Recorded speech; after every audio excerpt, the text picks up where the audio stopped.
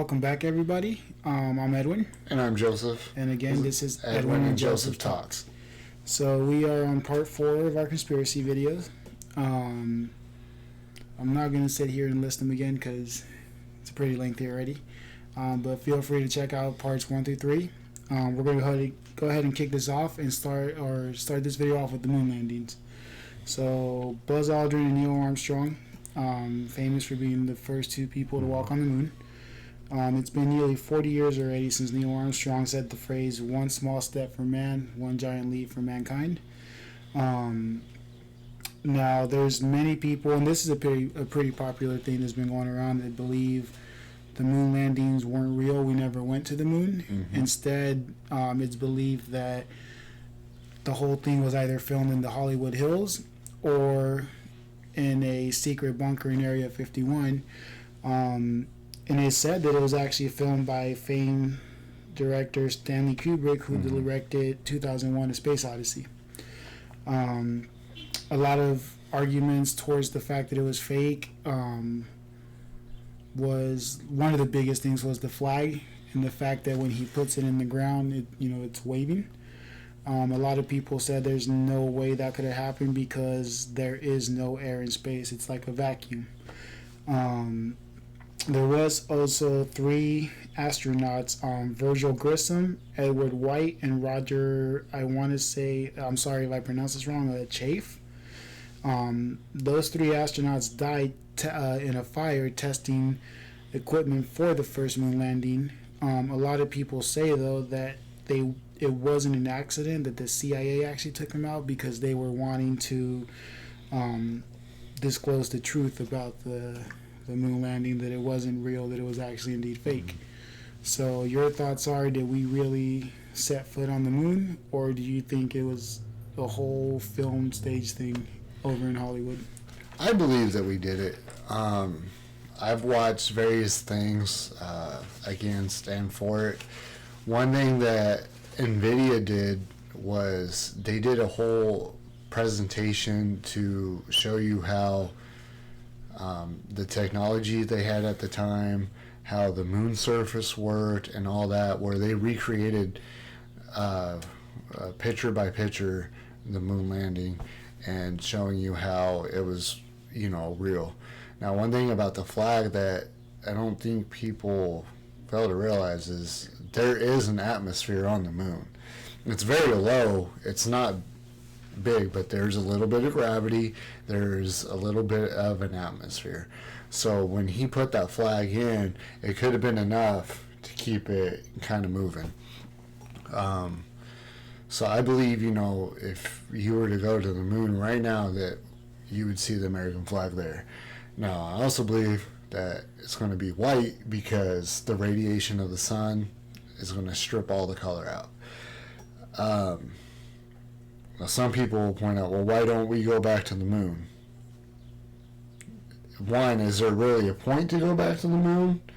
And 2, it's kind of dangerous. I think NASA really put a hold on sending people to space when it was one of the Apollo missions. The Challenger.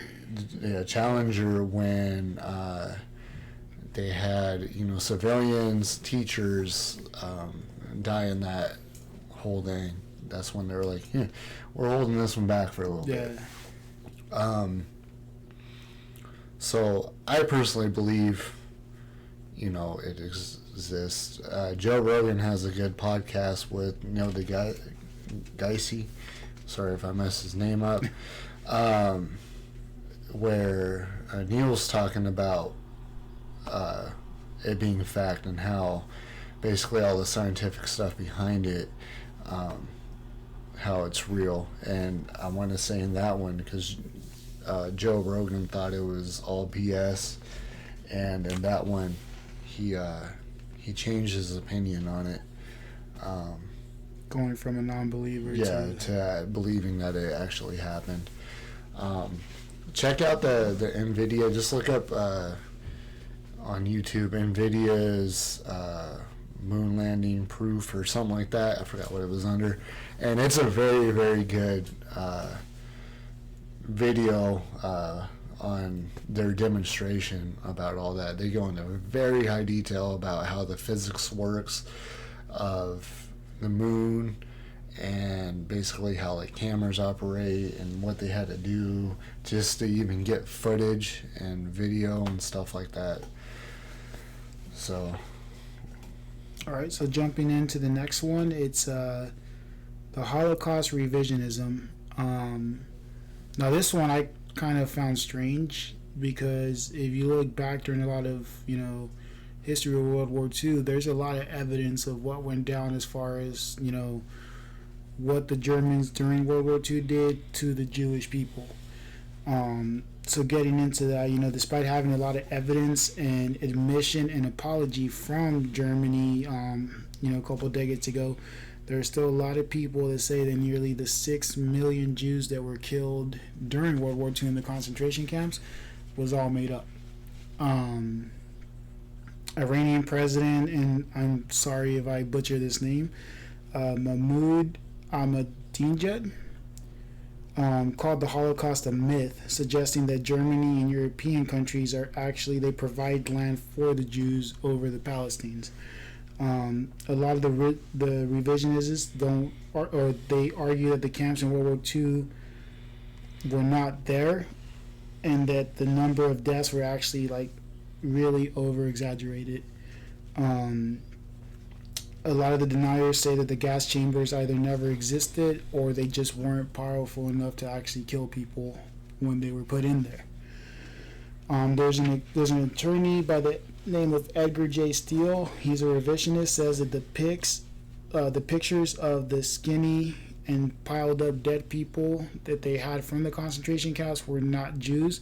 That they were actually Polish, German, and Czech people that were dying of typhus, which was going on back then.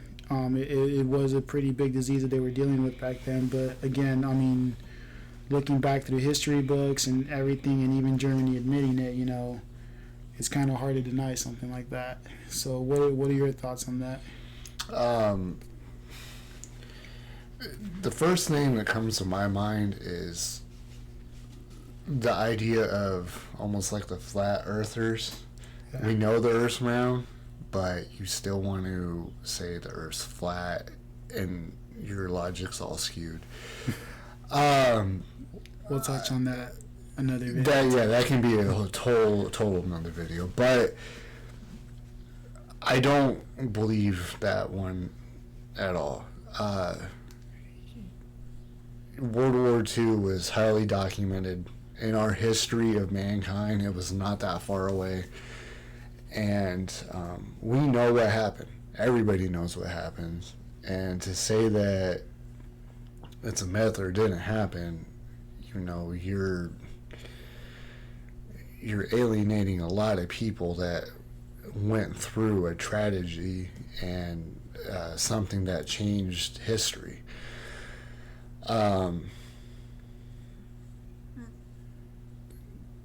just can't see how that's false. Now, the Palestine thing, I believe that's all political, because if you look at their histories, I want to say it's very easy for them to probably say something like that just because their politics and how everything works with those countries.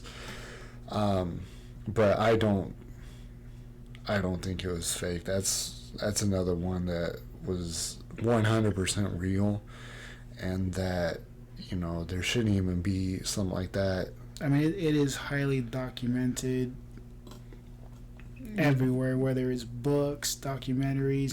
There's a lot of history, a lot of proof that it all went down. Well, that's the whole reason why United States got into the war. We were staying out of it for a long while. Then stuff like this started happening, and you have to get involved. Yeah. And if you look at how many Americans have grandparents and stuff that were part of World War II, mm-hmm. That's in my opinion, a slap in the face to them.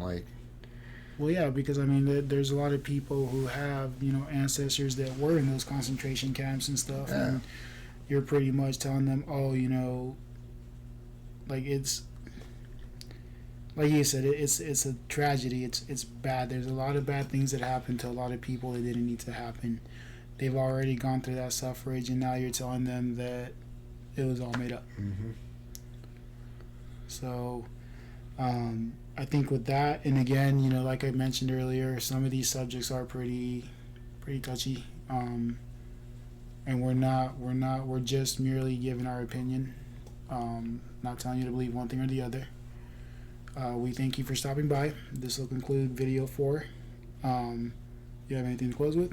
Like, comment, subscribe, and we'll see you with conspiracy number 5. 5, the conclusion. All right. And with that, we'll see you later.